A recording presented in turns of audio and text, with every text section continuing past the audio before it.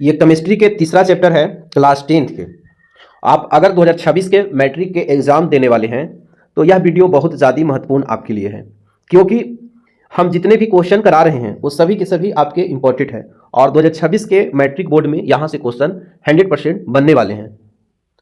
तो इसके पहले हमने केमिस्ट्री के 2 चैप्टर पहला और दूसरा बता दिए हैं और आज हम आप लोगों को तीसरा चैप्टर से ऑब्जेक्टिव बताने वाले हैं। तो चलिए स्टार्ट करते हैं। पहला क्वेश्चन है कि निम्नलिखित में से किस धातु को किरोसिन तेल में जो है डुबाकर रखते हैं? सोडियम को। कह रहा है कि बॉक्साइट किस धातु का महत्वपूर्ण अयस्क है? एल्युमिनियम का। कह रहा है कि सक्रिय श्रेणी में सबसे अधिक क्रियाशील धातु कौन है? तो सोडियम। आगे क्वेश्चन कह रहा है कि शुद्ध सोना कितने कैरेट का होता है? 24 कैरेट। अगला क्वेश्चन है कि कैलेमाइन निम्नलिखित में से किस धातु का अयस्क है? जिंक का।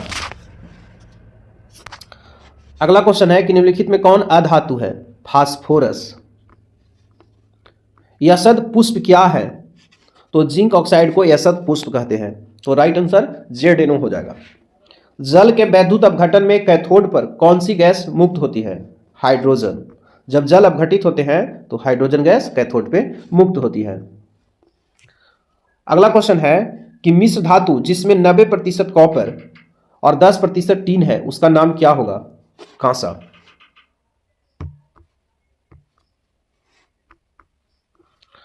कह रहा है कि धातुओं की क्रियाशीलता का सही क्रम बताइए।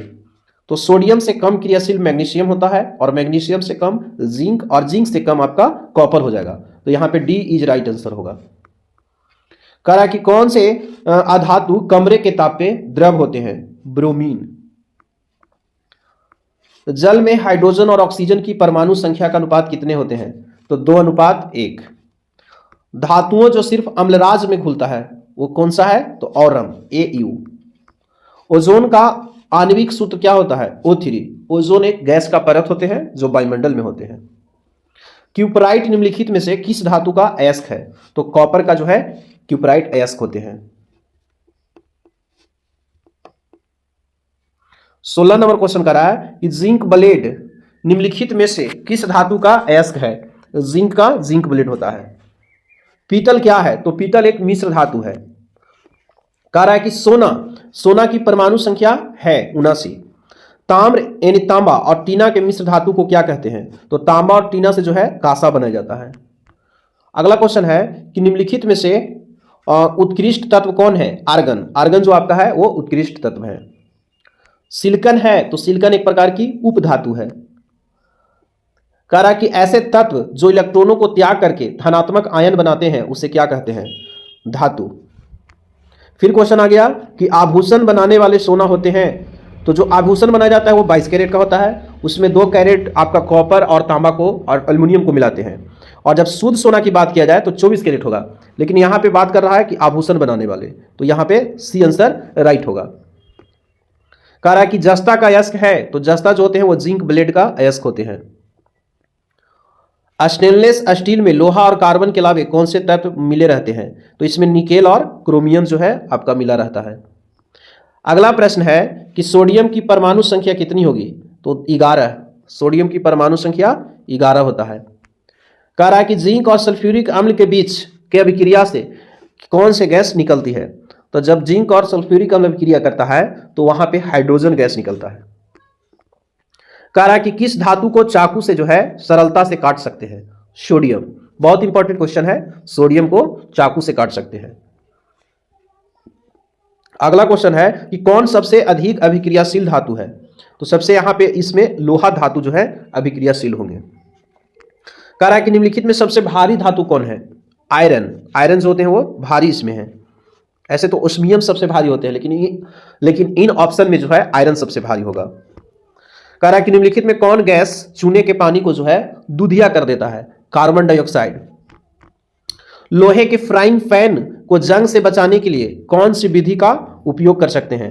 तो लोहे को जब हम जंग से बचाना है तो जिंक की परत चढ़ाना है उस पर। खाद्य पदार्थों के डिब्बों पर जिंक के बजाय टीन का लेप होता है, क्यों? क्योंकि टीन की अपेक्षा जिंक जो होते हैं वो अधिक अभिक्रियाशील होते हैं। क्रायोलाइट किस धातु का अयस्क है? तो यहां पर एल्युमिनियम का जो है क्रोइलाइट अयस्क हो जाएंगे।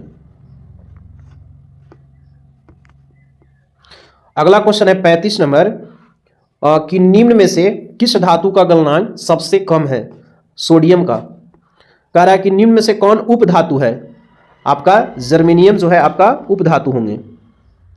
अगला क्वेश्चन है कि किस कोष में इलेक्ट्रॉन की अधिकतम संख्या होती है? माने किसी कोष में इलेक्ट्रॉन की अधिकतम संख्या होती है, उसको दर्शाते हैं किससे? तो 2n²। अगला कह रहा है कि निम्नलिखित में से कौन अधातु है? तो कार्बन एक अधातु है, बाकी सब यहां पे धातु होंगे।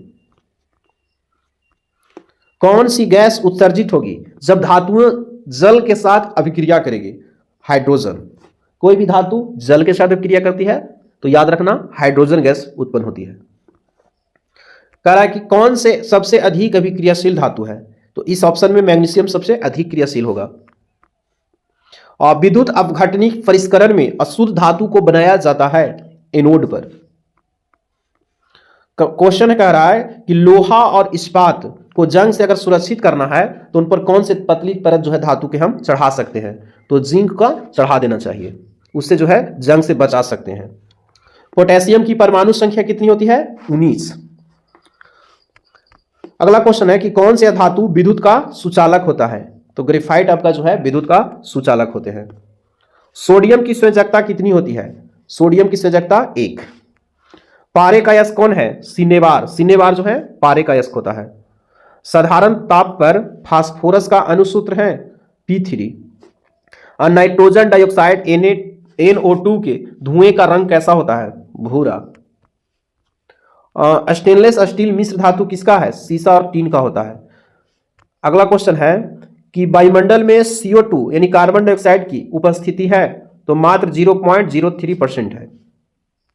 अगला क्वेश्चन है कि कौन विद्युत का सर्वोत्तम सुचालक है? मतलब किसमें सबसे ज्यादा लाइन जाएगा यानी विद्युत गुजरेगा?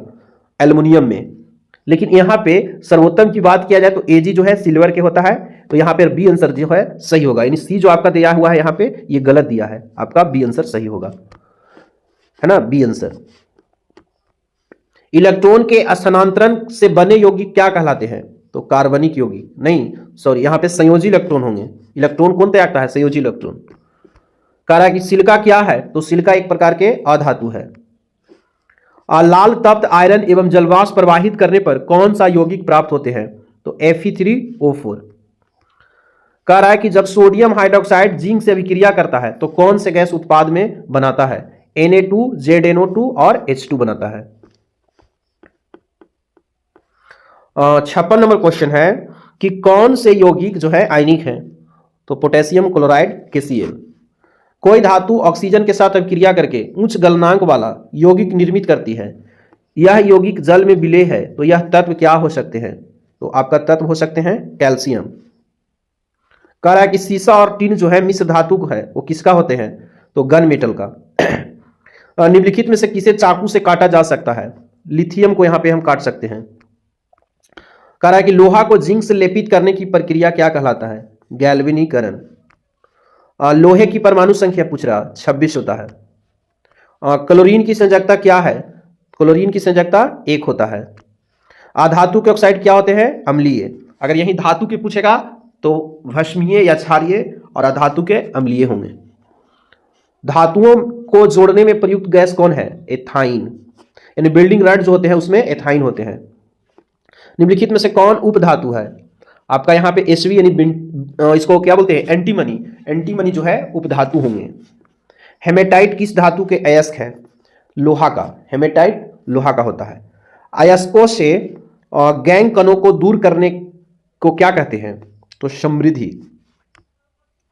अगला क्वेश्चन है कि तत्वों के निम्न युग्मों में कौन सा युग्म पीतल में उपस्थित रहता है? तो कॉपर और जिंक। कह रहा है कि निम्नलिखित में से कौन आयनिक यौगिक है? Potassium chloride KCl। और निम्नलिखित में से कौन लवण समुद्री जल में पाया जाता है? Sodium chloride NaCl।